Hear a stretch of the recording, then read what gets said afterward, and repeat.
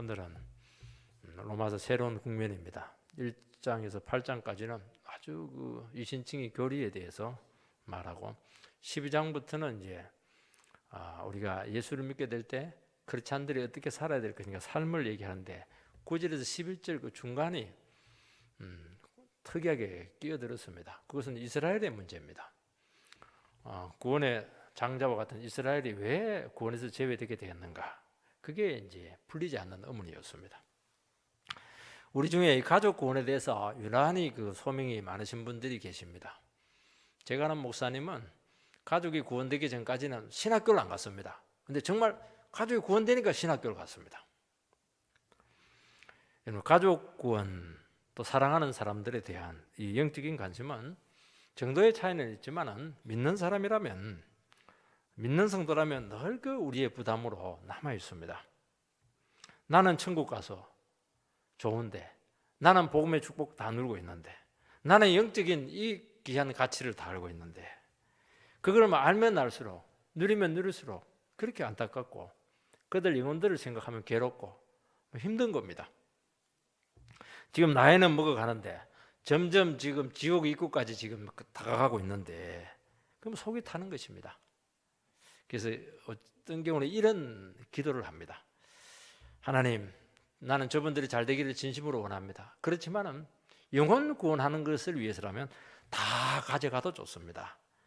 이런 기도 정말 무서운 기도인데 정말 이 기도를 그 당사자가 들으면 굉장히 그 서운해할 겁니다. 미워할지도 모를 겁니다. 그래도 이 가치를 알기 때문에 이런 기도를 정말 합니다.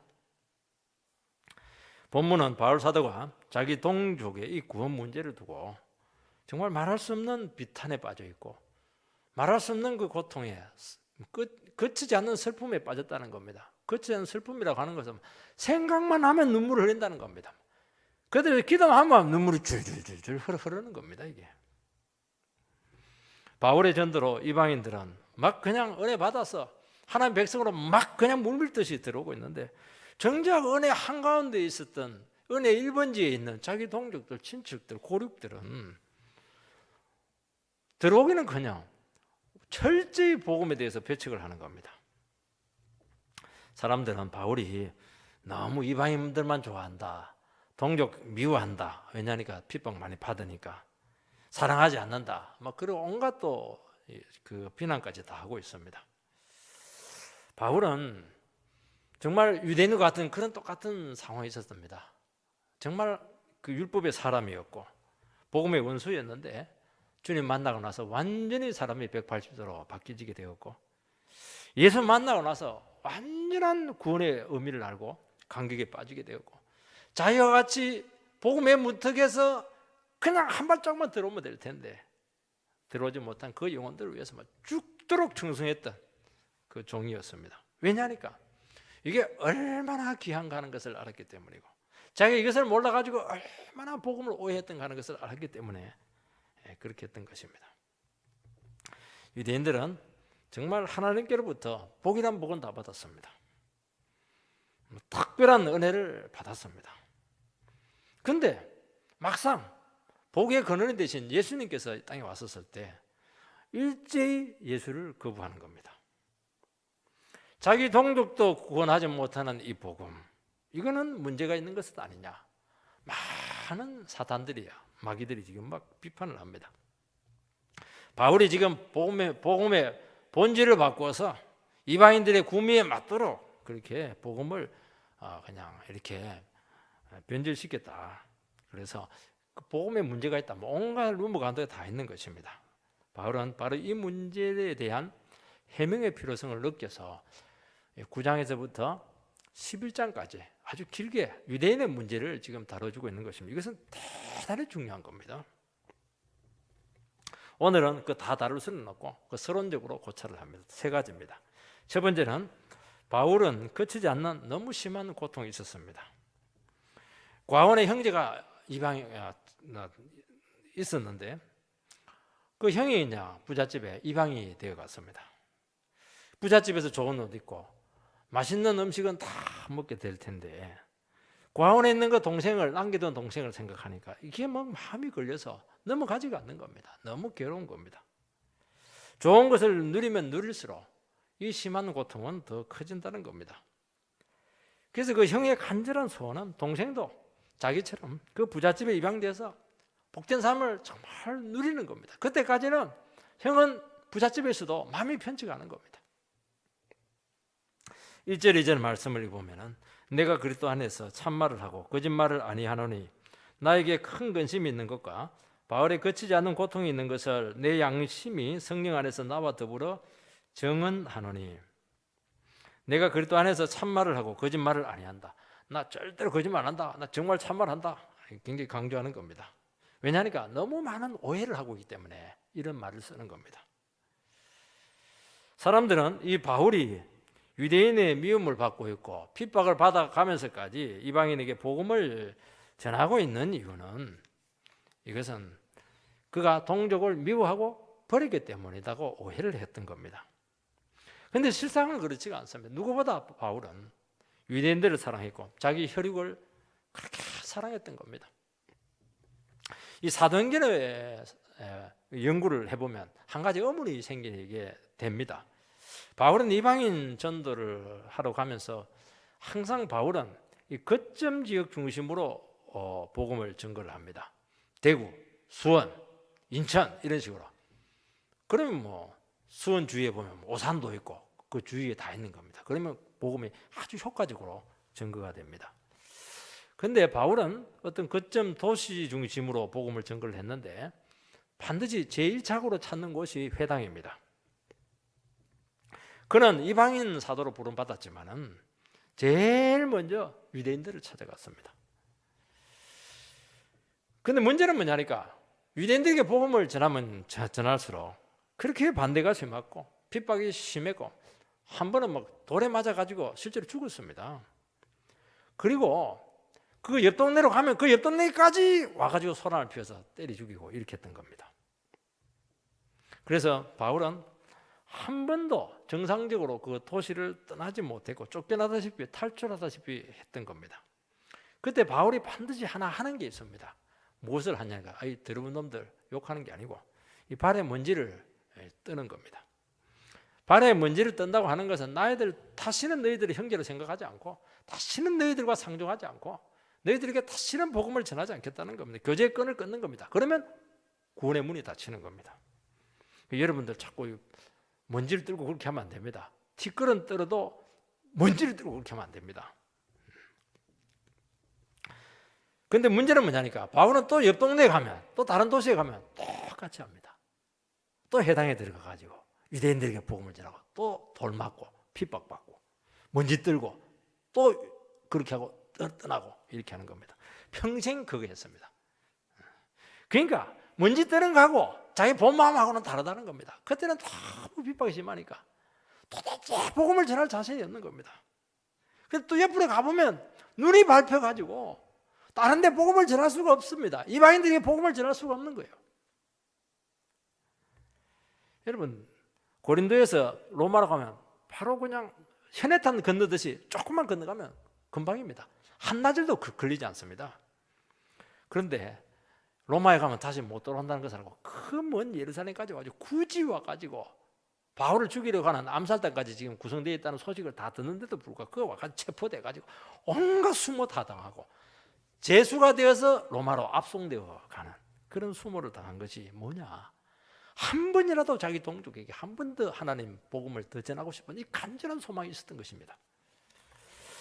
이런 나에게 큰 근심이 있는 것과 마음에 거치지 않는 고통이 있는 것을 바울의 고통은 하나입니다. 돈이 없는 것도 아니고 그가 막 그렇게 고생 많이 하는 거 이것도 그에게는 그렇게 큰 중요치 않았습니다. 그에게 있어서 정말 고통스러운 것은 왜 하나님의 백성이고 자기 동족이고 하나님의 택함 받은 민족이었는데 왜 예수를 거부하고 왜 하나님을 믿지 않느냐 하는 겁니다. 그리스도를 알면 알수록 바울은 이 고통이 더 심해졌습니다. 시간이 갈수록 더 마음이 괴로워졌습니다. 누구보다 사랑하는 동족에 대한 이 아픔과 그 눈물과 이 고민이었던 것입니다. 복음을 전하기만 하면 큰 눈물을 가지고 절절한 마음으로 복음을 전하기만 하면 여지없이 거부합니다. 여지없이 학대하고 핍박하고 돌 던지고 그냥 침뱉고 핍박했던 겁니다. 주님을 십자가에 못 박은 민족이 하필이면 우리 동족이었겠는가? 참 우리 형제가 왜 예수를 십자가에 못 박았는가? 그러니까 자기 동족만 생각하면 끊어지는 고통이 그 마음속에 있었다는 것을 알 수가 있습니다. 우리가 복음을 듣고 주님을 알게 되면 우리는 너무 기쁩니다. 새 인생을 얻은 것입니다. 세상이 내 것 같습니다. 그래서 그 기쁨을 막 그냥 주위에 사랑하는 사람들에게 막 전도를 합니다. 전도를 하는데 나와 상관이 없는 사람들은 잘 믿습니다. 근데 가족은 안 믿어요. 이게 너무 괴로운 겁니다. 부모도 자식도 아래도 안 믿는 겁니다. 나는 기뻐 죽겠는데, 나는 막 하루 종일 교회 살고 싶고 일주일 내내 교회 살고 싶은데 왜 가냐고 핍박하고, 교회 가면 갈수록 괴롭히고 이렇게 할 때 막 속이 타는 겁니다.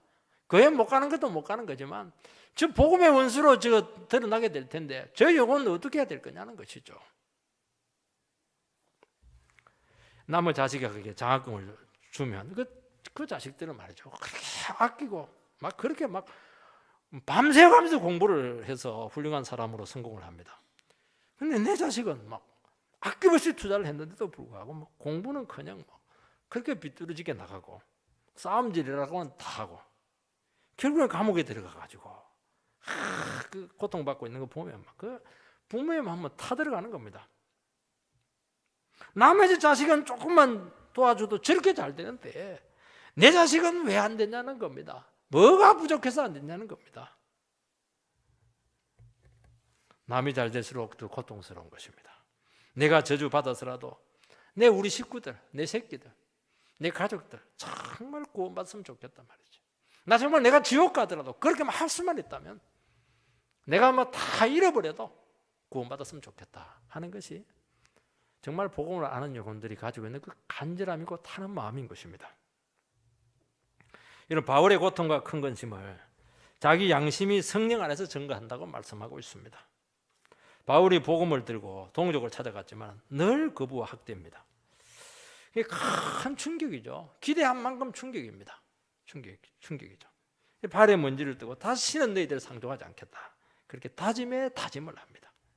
그때마다 성령님께서 어떻게 합니까? 그 외롭고 힘든 밤 또 성령님께서 찾아옵니다. 만지시고 그리고 위로하시고 또 사랑을 회복시켜 주신다는 것입니다. 그러면 또 마음속에 짠한 마음이 생기는 겁니다. 또 그들 영혼에 대한 긍휼한 마음이시고 눈물이 나는 거지. 기도가 그냥 나오는 겁니다. 기도가 안 나와야 되는데 기도가 나오는 겁니다. 자기 안에 있는 이 동족에 대한 사랑하는 진심을 또 격려하고 또 위로받습니다. 그러면 돌 맞은 것들, 침뱉음 당한 것들, 온갖 저주받았던 것, 이 맺힌 것들이 싹 풀어지면서 또 찾아가야지, 또 사랑해야지. 나는 끝까지 포기하지 않을 거야. 이 큰 사랑, 이 긍휼, 이런 것들이 생기는 겁니다. 그게 또 가는 거예요. 돌 맞고 또 가는 겁니다. 이것이 바울이 놀랍게 사용된 비결이었습니다. 사람들은 좋은 의도로 하다가도 반대를 받거나 막 그냥 무시를 당하고 조롱을 받으면 큰 상처를 받고 포기합니다. 내가 다시는 안 한다는 겁니다. 내가 이런 욕들은 가지 안 하겠다는 겁니다. 내 놀라운 사실은 성령님께서 그 마음을 녹이십니다. 고생했지. 네 마음 알아. 네 본심 알고 있어. 너 정말 그래도 사랑하잖아. 너 정말 네 새끼들 사랑하고 있고, 너 정말 네 동생들 사랑하잖아. 그러면 눈물이 쫙 나오면서 막 기도가 나와요. 밤새도록 기도합니다. 그리고 막 그 은혜가 너무 큰 거예요. 그 은혜가. 그러니까 큰 사랑과 은혜와 능력을 다시 받아가지고 다시 찾아가는 겁니다. 이게 복음의 능력이고 이것이 영혼을 사랑하는 비결입니다. 가가지고 한마디 더 하니까 막 전부 다 쓰러지고 회개하고 이러면 누가 못해요. 때리고 또 네가 뭐냐고 구박하고 눈을 후벼파고 이렇게 하니까 괴로운 것이죠. 근데 너무 상처가 커요. 핥힙니다. 핥혀. 집에 또 가면 그냥 마음이 또 이게 그 마음이 아닌 것입니다.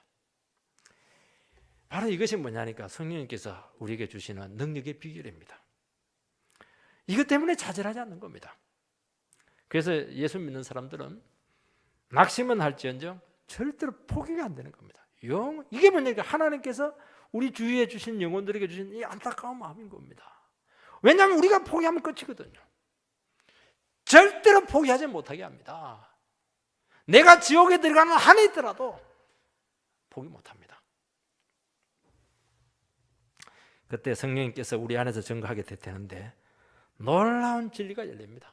여러분 새로 찾아가면 벌써 강도가 달라요. 애절한 마음이 다르고 이 복음을 이해하는 깊이가 벌써 달라요. 그 인간을 보는 눈이 완전히 다른 겁니다. 더 깊어지고 더 능력 있고 더 강력해지고 그렇게 하는 겁니다. 그 인간의 재성을 낱낱이 보게 되고 그 가운데 하나님 그 무한한 사랑이 밀려 들어오게 되면서 우리 안에서 막 녹여서 막 진리가 나오는 겁니다. 그러면 우리가 당한 시험들, 아픔들, 핍박들, 반대들 이 문제가 안 돼요. 막 그냥 그걸 떨쳐버리고 핍박이 강하면 강할수록 더 강력한 능력이 우리에게 오는 겁니다. 바울은 복음을 거부하는 그들을 당장 관계를 끊을 수 있었습니다. 그러나 고통을 참아가면서 기다리면서 계속 품었습니다. 이게 인간도 아닙니다. 근데 인간이 아닌 게 아니고 성령님께서 하는 겁니다. 그 힘을 우리에게 준다는 겁니다. 이게 목회를 하는 것이고 이것이 전도를 하는 것이고 이것이 다른 영혼을 사랑하는 비결이라는 겁니다. 어떻게 욕 안 먹고 우리가 그 위대한 복음을 전할 수가 있겠습니까? 그 중에서 한 명이라도 얼마라도 그 가치를 알고 생명으로 나온다면 막 천군 만마를 얻은 거고 천하를 얻은 것보다 더 기쁜 겁니다. 재산 다 팔아도 아깝지가 않아요. 여러분 자기 자신이 주님의 품 안에서 태어난 경험이 있었기 때문입니다. 유대인들을 보면서 믿기 전에 자기 자신의 모습을 봤죠. 사실은 바울은 유대인들 몇 배입니다. 얼마나 주님께 못되겠습니까? 주님을 이단자라고 사기꾼이라고 유대교 파괴자라고 예수 믿는 사람들 막 세상 끝까지 찾아가서 이잡듯이 찾아내서 다 그냥 핍박을 했던 겁니다. 다메섹 도상에서 부활하신 주님을 만나서 그가 완전히 깨어지게 되었고 영혼의 눈이 띄게 된 겁니다. 핍박하던 주님이 죽지 않았어요. 시퍼렇게 살아가지고 바울아 너 왜 무슨 짓 하냐. 여기서 완전히 그의 신학과 모든 인생이 다 무너지게 되었던 것입니다. 인생이 너무 충격을 받아가지고 눈이 딱 멀어버렸습니다. 웬간해서 눈이 안 무는데 얼마나 충격을 받았더니 눈이 딱 멀어서 자기 혼자 힘으로 못 걸어가가지고 부축받아서 다메섹 도상으로 들어갔던 겁니다. 아나니아가 안수하니까 비늘이 딱 벗겨지게 된 겁니다. 그러면서 완전히 인생이 새롭게 눈이 띄게 된 겁니다. 그러니까 이런 체험이 있기 때문에 바울은 이게 아는 거예요. 이게 아는 겁니다. 자기가 똑같은 사람이었거든요. 그 주님을 막 목숨 걸고 전하지 않을 수가 없었던 겁니다. 인간의 의지나 행위나 노력이나 방법이 아니고 오직 믿기만 하면 된다. 믿기만 하면 복받는다. 믿기만 하면 구원을 받는다. 예수가 하나님의 아들이고 내 죄 때문에 십자가에서 죽으시고 부활했다. 주 예수 그리스도를 부르짖고 믿기만 해라. 그렇게 하니까 막 그 열정과 그 능력을 가지고 증거를 하니까 막 그냥 가는 것마다 그냥 교회가 세워져 가는 것마다 부흥이 나타났던 겁니다. 유대인들은 안 그랬습니다. 그럴수록 유대인들은 다 바울을 미워했습니다. 이게 아이러니입니다. 이게 왜 이런 일이 생겼을까? 이게 얼마든지 은혜 제1번지인데 마음만 먹고 하면 너희들이 정말 최고의 은혜를 받을 수 있는 그런 위치인데 왜 안 되냐는 겁니다. 나는 예수 믿고 구원받았는데 우리 어머니는 지옥 간다고 생각하니까 마음이 참 괴로운 겁니다. 예수를 믿은 기쁨만큼 고통이 점점 더 커지는 것입니다. 축복을 받은 만큼 더 슬픈 것입니다. 지옥 가는데 점점 죽음이 다가오고 있습니다. 하루에 막 수천 명씩 막 죽어가고 있는 겁니다. 그것 때문에 선교 가는 겁니다. 왜 선교 갑니까?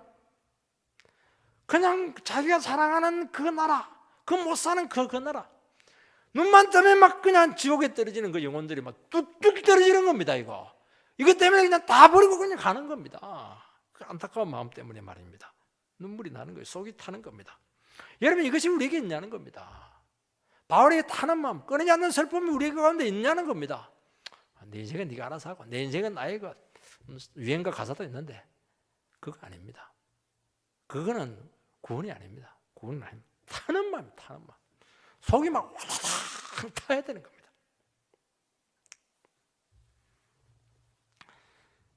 두 번째는 바울의 고통의 진정한 원인이 어디 있는가 하는 겁니다. 3절 말씀을 보면 나의 형제 곧 고리의 친척을 위하여 내 자신이 저주를 받아 그리스도께서 끊어질지라도 원하는 바로라. 동족 구원에 대해서 바울이 얼마나 절절했는가 하는 것을 결정적으로 보여주는 구절입니다. 그들이 구원받을 수만 있다면 내가 저주를 받아서 지옥에 떨어져도 좋다는 겁니다. 정말 무슨 말이지 않습니까? 바울이 이런 기도를 할 정도였다면 유대인들의 상태가 얼마나 심각했는가 하는 것을 짐작할 수가 있습니다. 그들은 하나님의 심판을 받고 일보 직전이었습니다. 얼마나 모질게 주님을 대적했던지 바울이 견딜 수가 없었던 겁니다. 정말 참을 수 있는 한계를 지금 넘어선 겁니다. 바울은 동족이기 때문에 이런 기도를 했다고 우리 볼 수 있습니다. 왜냐하면 그건 내 식구니까, 내 자식이니까 말이죠. 내 남편이니까, 내 조국이니까, 내 민족이니까 얼마든지 눈물 흘리고 목숨을 걸 수 있다는 것 아니겠습니까? 그러나 바울의 이런 절절한 마음들, 안타까운 이 심정은, 그 사랑과 고통은 반드시 자기 민족이기 때문에, 자기 고력이기 때문에 아닙니다. 그것은 온 인류 구원을 위한 하나님의 섭리와 그 심정에 대한 이해에서 나온 겁니다. 깊은 영적인 의미가 그 속에 있다는 겁니다. 여러분, 이스라엘은 메시아를 거부했습니다. 단순히 거부한 것이 아니고 그것은 하나님의 구원 경륜에 있는 것이고 신비한 섭리에 속한다는 겁니다. 여러분, 이방인들에 대한 구원의 섭리 때문이라는 것을 그를 알았다는 겁니다. 바울이 크게 동족에 대해서 복음을 전했는데도 불구하고 지독하게 거부하고 끝까지 복음의 방해꾼으로 남아있었던 이유가 무엇이냐는 겁니다. 그것 때문에 유대인들이 크게 지독하게 복음을 거부했기 때문에 그 위대한 복음이 이방인들에게로, 짐승들에게로 땅끝까지 퍼지게 되었다는 것입니다. 그래서 땅끝에 있는 이 한반도까지 이 복음이 우리에게까지 오게 되었다는 것입니다. 여러분, 유대인들의 메시아에 대한 이 미움들, 적대감이 하나님의 인류 구원의 계획 속에 있었다 하는 것입니다. 바울은 동족이 철저히 복음에서 제외가 되고 이방인들이 구원의 축복으로 들어오게 됐을 때 끊어지는 이 동족에 대한 연민이 생겼던 겁니다. 하나님의 뜻이라고 해서 이런 마음이 없었겠습니까? 아니죠. 그들이 회복될 수 있는 길이 있었다는 거예요. 왜냐하니까 자기가 그 증거라는 거죠. 아무리 그런 것이 있지만은 내도 얼마든지 변화되어서 위대한 하나님의 종으로 쓰일 수 있지 않았겠는가? 너희들은 왜 그런 은혜가 왜 임하지 않냐는 겁니다. 그래서 이방인들이 구원받고 그렇게 기뻐하고 복이란 복은 다 가지고 은혜는 다 체험하는데 유대인들은 그러면 그럴수록 시기심만 일어나고 그러면 그럴수록 핍박만 하고 그러니까 막 속이 타는 것이고 정말 하나님께서 유대인들을 은혜 받지 못하고 이방인들이 그렇게 은혜가 그쪽 이방인들 흘러가게 될 때 하나님께서 유대인들 너희들 그 은혜가 떠나는 걸 통해서 좀 시기심이라도 느끼라는 겁니다. 좀 고통이라도 느끼면서 그 은혜의 가치를 다시 한번 붙들면 되는데 왜 그걸 붙들지 않고 그렇게 핍박하고 못되게 하냐는 겁니다. 도전이 왜 안 됐냐는 거죠. 그들이 가진 모든 자랑을 다 내려놓고 다시 한 번 더 은혜로 돌아오기를 그렇게 간절히 사모했던 것입니다. 이 길만이 은혜의 주도권을 다시 회복하는 유일한 길이기 때문입니다. 문제는 그러기에는 그들이 너무 교만했고 너무 똑똑했고 너무 잘났고 너무 은혜에 길들여져 있었습니다. 왜냐하면 너무 좋은 걸 많이 받으니까 귀한 걸 모릅니다. 이방인들은 은혜가 없습니다. 우리 다 미신의 자식들이었고요. 옛날은 뭐 했습니까? 토쟁비 길이라 보고 있었지 여기서 무슨 성경 말씀 한 방울도 우리는 받은 적이 없습니다. 그렇게 미개한 민족이었는데 그 놀라운 은혜의 복음이 우리에게 한 방울 들으니까 막 환장을 하게, 환장을. 이방인들은 이 세상에 이런 게 어디에 있었는가 싶어가지고 그냥 하나님이 우리를 사랑한다고 생각하니까 그냥 물밀듯이 교회로 밀려오게 되는데, 이 유대인이라고 하는 사람들은 은혜에 길들여져 가지고 저도 가치도 모르고 배부른 줄도 모르고 배가 불러가지고 그냥 그게 너무 괴로웠던 겁니다.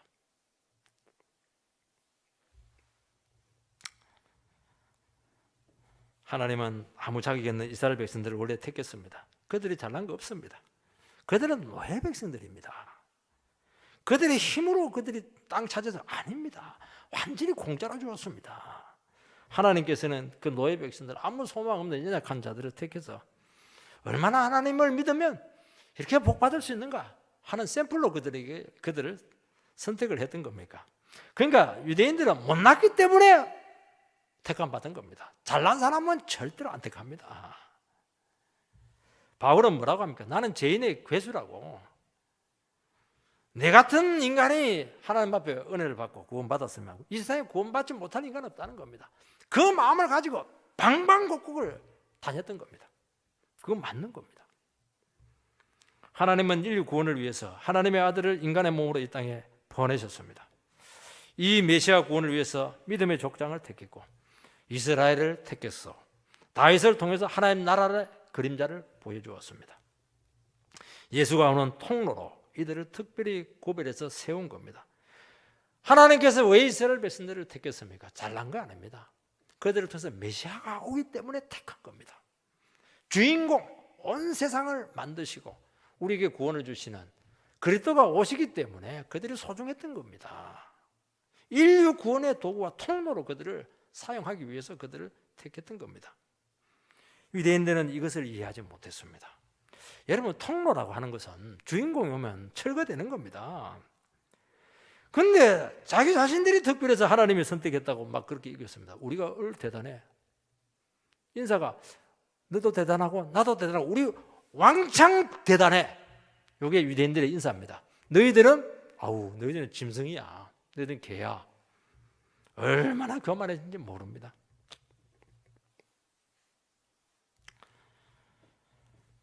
그것을 이해하지 못했던 것이죠. 자기 민족이 특별하다는 우월감에 빠졌고 특별한 은혜를 자기들이 딱 가두었습니다. 다른 민족에는 국물도 허락하지 않았습니다. 왜냐하니까 너희들은 받을 자격이 없으니까요. 하나님 그게 아니었죠. 너희들을 통해서 은혜가 흘러가도록 해야 되는데 자기들이 딱 독점을 한 겁니다. 하나님의 아들이 그들을 통해서 왔다면 가장 먼저 어떻게 해야 되겠습니까? 그들은 얼마나 유리한 위치에 있습니까? 은혜 받기에 너무나 좋은 위치에 있지 않습니까? 일차적으로 주님께 나가서 구원받아야죠.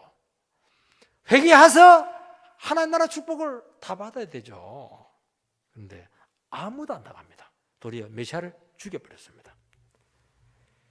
그것은 그리스도에 대한 인식의 차이에서 온 것입니다. 바울에게 있어서 주님은 구원자요 하나님의 아들이고 모든 인생의 문제 해결자가 되십니다. 유대인들에게 있어서 주님은 인간입니다. 랍비고 선지자에 불과했습니다. 바울에게 있어서 주님은 모든 구약 예언의 성취자였습니다. 유대인들에게 있어서 주님이라고 하는 것은 선동가요 망상가밖에 되지 못했던 것입니다. 그러니까 예수를 몰랐던 겁니다. 문제는 바로 여기에 있었던 겁니다.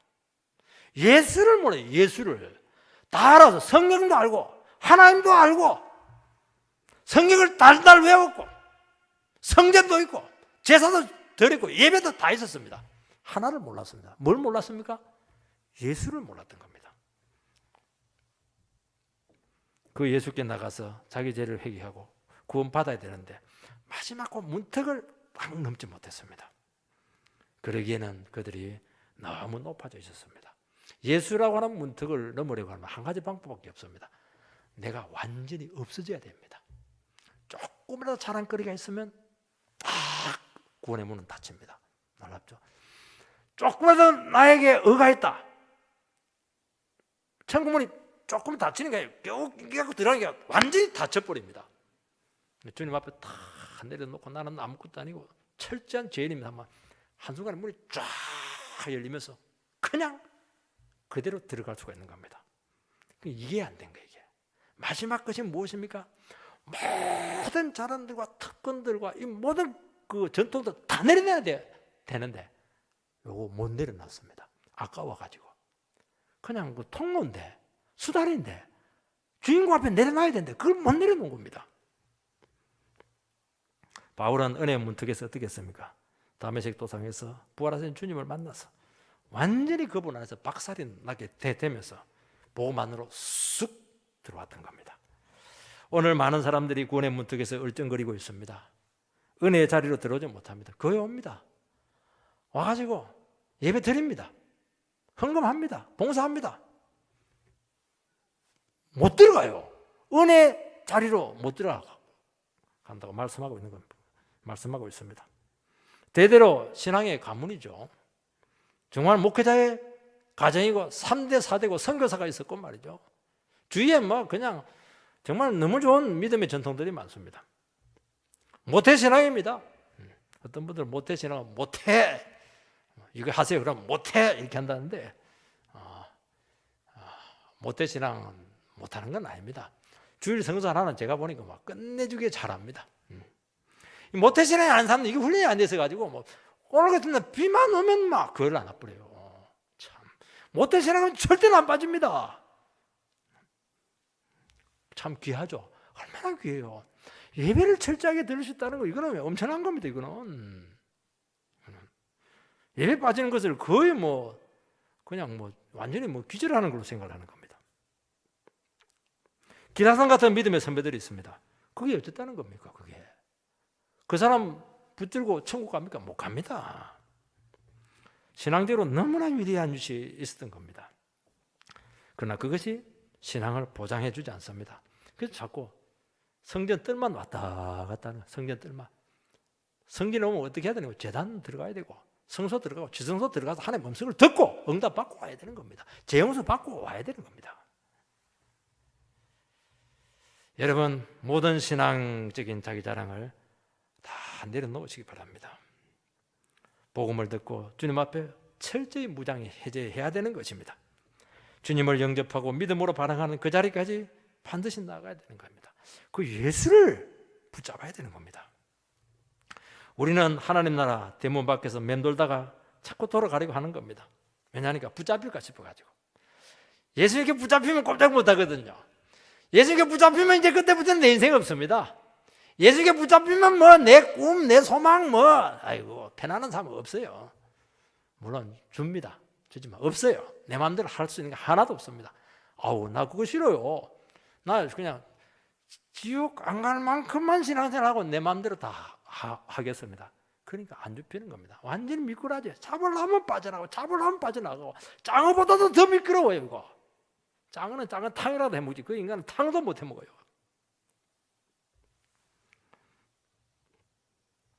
여러분 택한 은혜가 그렇게 많다면 위대한 위치에 있다면 더 큰 책임을 느껴야 되는 것이 당연하지 않습니까? 더 큰 사명을 가지고 있는 겁니다. 그런데 이것을 자랑하고 은혜를 맡고 있으면 큰 화가 너희들에게 있을 것이니라. 그 자랑만 하면요 위험합니다. 그것 때문에 화를 입습니다. 여러분 그 사람 때문에 많은 사람들을 지옥 입구로 끌고 가기 때문에 그렇게 하는 겁니다. 아니 내가 그렇게 예수를 믿고 말이야 신학까지 공부를 하고 말이지 성경을 달달 외우는데 어떻게 그렇게 믿음 생활을 그렇게 하냐. 사람들하고 완전히 신앙에 대해서 혼동을 주게 하는 겁니다. 다 지옥 자식 만드는 거예요. 큰 화가 너에게 있을 것이다. 그럼 하는 게 벌입니다. 그리고 정말 짐승 같은 이방인들 그들에게 은혜를 줘가지고 뭐 그냥 하나님 나라를 다 채울 겁니다.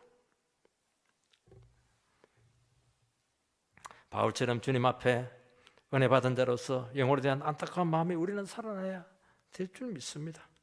망해가는 영혼에 대한 눈물의 그 아픔들이 살아나야 될 줄 믿습니다. 그렇게 하지 않으면요 우리 은혜 다 뺏깁니다. 오래 다녔어요. 믿음의 가문이에요. 모태신앙이에요. 성경을 통달하고 있어요. 아무 소용 없습니다. 시기심만 자꾸 나타나게 되고 막 그냥 믿음을 사는 사람 막 미워하고 이러다가 끝나는 인생이 될 가능성이 많은 겁니다. 우리는 정말 좋은 위치에 있는데 왜 그 문턱을 못 넣냐. 너를 한번 주님 앞에 던져보라고 지금 우리에게 말씀하고 있는 것입니다.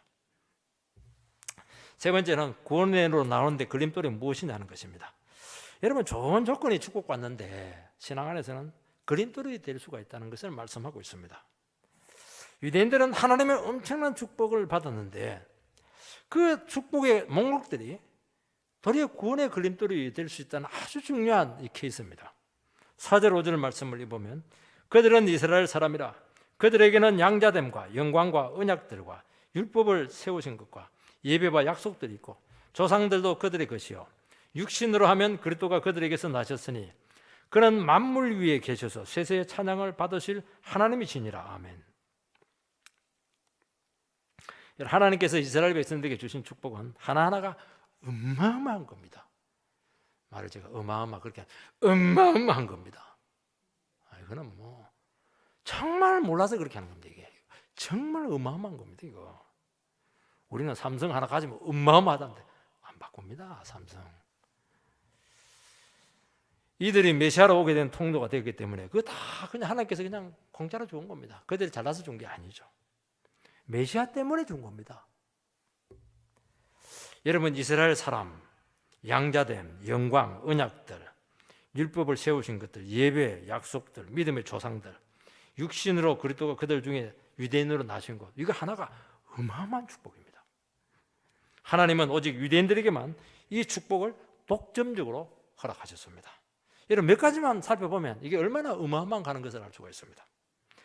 그 이스라엘 사람이라고 하는 것의 의미가 무엇이냐면은 하나님께서 야곱이 하나님께서 보낸 천사와 야복강에서 씨름을 하고 나서 그때 얻은 이름이 이스라엘입니다.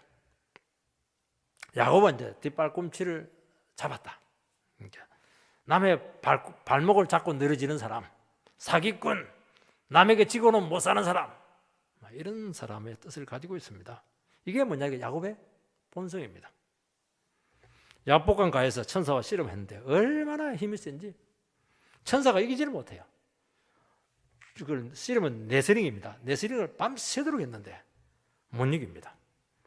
그래서 이제 천사가 이제 해는 뜨고 나 때문에 가야 되니까 이놈이 항복을 안 하니까 한번 팍 쳐버린데 환도뼈가 위골이 되어버렸습니다. 그래서 걸을 수가 없습니다. 그때 천사가 떠나려고 할 때 나를 축복해 달라고 그렇게 요구를 합니다. 그때 천사가 너 이름이 무엇이냐 그렇게 묻습니다. 그렇게 하니까 야곱이라 그렇게 합니다. 한도뼈 부러지지 않으면 너 이름 뭐냐? 네가 뭔데 내 이름 묻고 그렇게 할 겁니다. 부러지니까 야곱이라고 하는 겁니다. 이제 회개하는 마음으로 자기를 인정하는 겁니다. 정말 내가 사기꾼이고 진정으로 거듭난 사람이 되어야 되는 겁니다. 그때 천사가 너는 다시는 야곱이라 하지 말고 야곱으로는 복 못 받는다는 겁니다. 이스라엘이라 하라. 그렇게 이름을 바꾸어 준 것입니다. 여러분, 이스라엘이라고 하는 것은 하나님과 겨루어서 이겼다는 겁니다. 사람은 아무리 뛰어나도 하나님을 이길 수 없습니다. 여러분, 하나님을 이길 수 있는 방법은 한 가지입니다. 하나님이 져줘야 되는 겁니다. 어떻게 하나님을 져줄 수 있는 겁니까? 내가 죄인입니다. 내가 연약합니다. 내가 야곱입니다. 내가 문제가 많은 인간입니다. 나는 천성적으로 구원받을 수 있는 자격이 없습니다. 그걸 고백하면 하나님께 딱 져줍니다. 그런데 나는 야곱입니다. 죽기 살기로 싸워서 이기겠습니다. 그러면 어떻게 됩니까? 그러면 하나님께서 끝까지 상대해 줍니다. 언제까지? 영혼까지 상대해 줍니다. 떠나지는 않아요. 왜 안 떠납니까? 우리는 죽여버리고 이놈 불장물이 없네 죽여버리고 떠나버리면 좋을 텐데 하나님 안 그래요. 상대를 해줍니다. 같이 씨름을 해주면서 너무 심할 때는 한번 때려가지고 위골을 시켜버리고 하나님 머리를 내가 그냥 한 번 오면 팔을 잘라버리고 이렇게 해서라도 끝까지 상대를 해줍니다. 언제까지요? 회개할 때까지. 졌습니다. 그 말이 나올 때까지 상대를 해줍니다.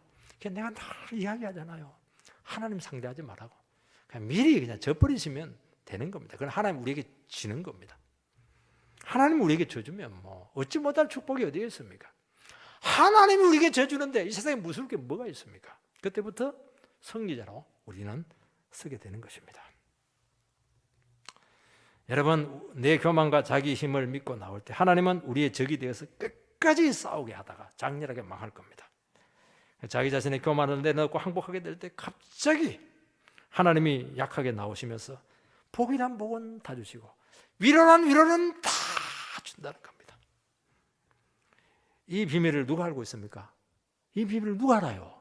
이 비밀은 이스라엘 백성들만 아는 겁니다. 한국 사람이 알았습니까? 몰랐어요. 한국 사람이 죽기 살기로 그냥 살아남을 해도 한이라는 한은 다 맺혔습니다.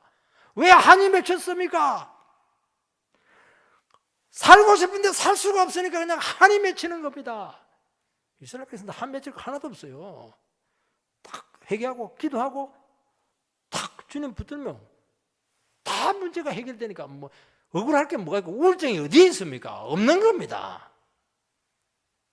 이 비밀을 누가 알았다고요? 유대인들만 알았다는 겁니다.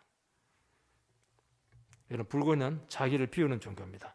얼마나 많이 비웠는가에 따라서 이 급수가 달라집니다. 근데 그 자기입니다. 아무리 비워도 안 비워집니다. 사람 마음 안 비워져요.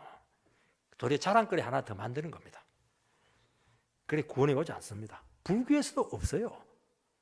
여러분, 유교에도 없습니다. 이거는 딱 하나님께만 있는 겁니다. 양자됨이 나옵니다. 이스라엘 백성들 수백 년간 노예 민족이었는데 여러분, 노예로 몇백 년 있으면 끝난 민족입니다. 그들을 일방적인 은혜로 구출해서 하나님의 백성 삼으셨습니다. 그들의 노력이 아닙니다. 오직 하나님의 능력과 의지로 된 것입니다. 그래서 하나님의 아들로 만들어서 이 세상에서 제일 존귀한 백성을 만들어 놓았던 것입니다. 그러기에 그들에게 최고의 것을 다 맡겼습니다.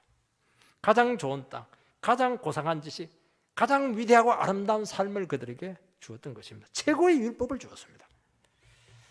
여러분, 우리나라는 불과 몇백 년 전까지만 해도 정말 어둠의 아들이었고 무당의 자식들이었고 저는 점쟁이의 아들입니다. 이 백성이 하나님께 대해서 눈을 떴습니다. 그래서 경제지식을 이루게 되었고 올림픽을 2번이나 정말 개최한 동계올림픽, 하계올림픽 이거 쉽지 않습니다. 이거 이 나라는 절대로 복을 받을 수 없는 민족이었습니다. 여러분 5,000년 역사를 하는데 복 받은 적이 있습니까? 없습니다. 늘 시달린 민족이었습니다. 근데 복음이 들어 딱 100년 만에 인류 역사 최고의 복을 받은 민족이 되었고 지금 역사학자에서 연구를 하는데 그 연구해도 되질 않아요. 그거는 복음을 알아야 되는 겁니다. 하나님을 알았기 때문이죠. 강대국에 포위되어 있고 나라는 두동강이 나 있고 지하자는 하나도 없습니다. 땅은 조그만하고 어디에 복받을 구석이 있습니까? 하나님께서 이 민족을 사랑한 겁니다. 이 시대의 선교 기지로 우리나라를 세우신 줄 믿습니다. 주님이 주신 소명을 읽게 되고 우리가 또 이 눈에 보는 결과만 탁 따먹게 될 때 경제적인 결과만 탁 따먹고 만족하면 그대로 그 축복은 거두져 가는 겁니다. 하나님의 사랑을 붙잡아야 되는 겁니다. 여러분, 영광은 엄청난 겁니다. 그들은 시내산에서 하나님의 영광을 직접 체험했습니다. 불과 지진 가운데 나타난 그 하나님의 영광을 그들은 직접 목격했습니다. 그 영광 가운데 놀라운 것은 하나님의 육성의 음성을 들은 겁니다. 그리고 그 말씀에 순종하면 무조건 복을 받습니다. 그 말씀에 불순종하면 무조건 저주를 받습니다. 이런 민족이 어디 있습니까?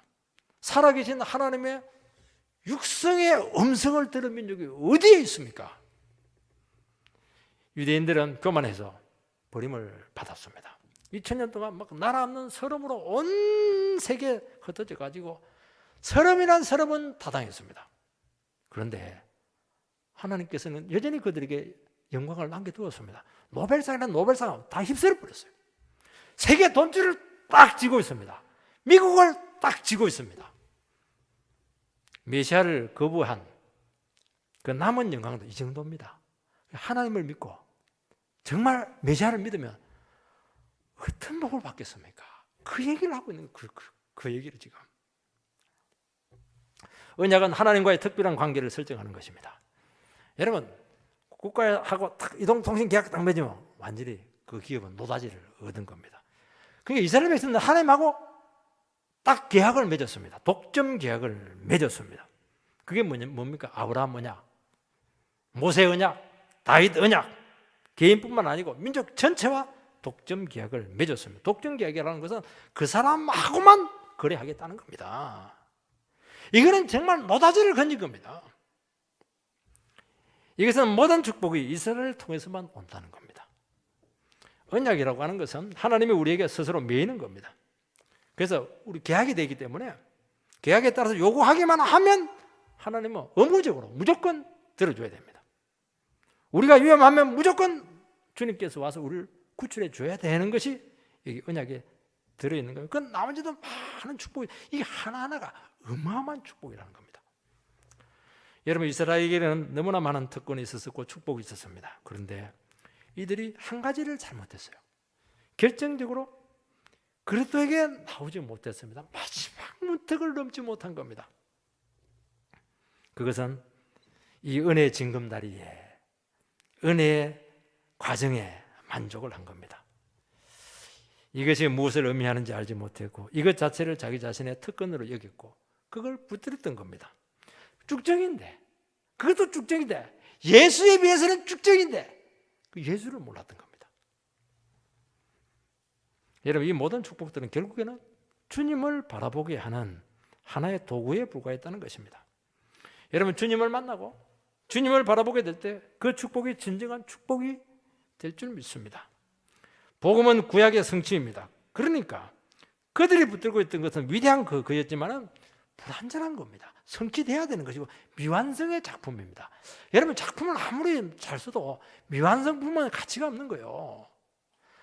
완벽한 작품이 나와야 명작이 되는 겁니다. 명품이 나오는 겁니다.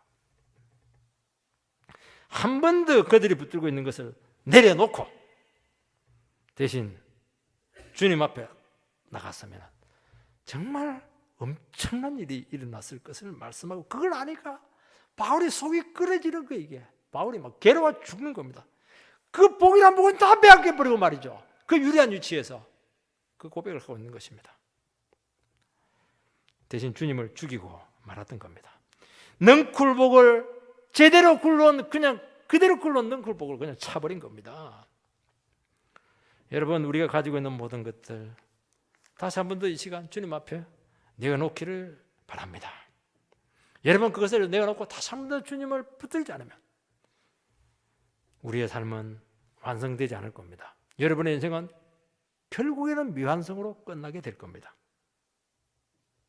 항상 미완성이고, 그렇게 삶을 살아가면서 삶이 어설퍼요. 막 매듭이 지어져야 되는데, 야, 삶은 이거야, 인생은 이거야, 복이란 건 이거야, 이렇게 돼야 될 텐데 복인지 아닌지 복 같기도 하고 아닌 것 같기도 하고 늘 애매한 겁니다. 이게 결혼해도 애매하고, 이 사람이 하나님이 주신 정말 배필인지 아닌지 늘 애매해요. 이게 하나님 주신 배필은요, 딱 보면 알아요. 내 뼈 중에 뼈요 살 중에 살이로다, 막 죽습니다. 눈을 잃어버리는 거예요. 이게 이런 복을 받아야 될 텐데 말이죠. 신앙이 왔다 갔다 하니까 복이 왔다 갔다 하는 겁니다. 나중에 다 뺏깁니다. 그거. 그러니까 삶이 그렇게 갈등이 많은 겁니다. 왜 갈등을 해요? 지금 딱 확신을 가지고 가버리면 복이란 복은 다 얻을 텐데요. 그렇게 믿음이 없는 겁니다. 여러분, 주님 앞에 다시 한 번 더 겸손을 회복하시고 철저히 고개를 숙이시기 바랍니다. 신앙생활을 하는데 왜 이렇게 간신히 하는지 모르겠습니다. 그냥 지옥 안 갈 만큼 왔다 갔다 그렇게 하는 겁니다. 오늘 성도님들이 얼마나 큰 복의 줄기를 잡고 있는지 모르고 마지못해서 신앙생활을 한다니, 그게 뭐가 되면 조금 피곤하면 그에 빠져버리고 말이죠. 그냥 늦잠 자버리고 말이지. 그래가지고 무슨 제대로 된 복을 받을 수가 있겠습니까? 여러분요, 정말 여러분들이 금토리가 얘기했으면 밤에 잠 자겠어요? 눈에 쌍불을 키워가지고 덮칠 겁니다. 이 금토리보다 더한데 이걸 모르는 거. 이게 다시 한 번 더 주님 앞에 간절한 마음이 회복되기를 축원드립니다.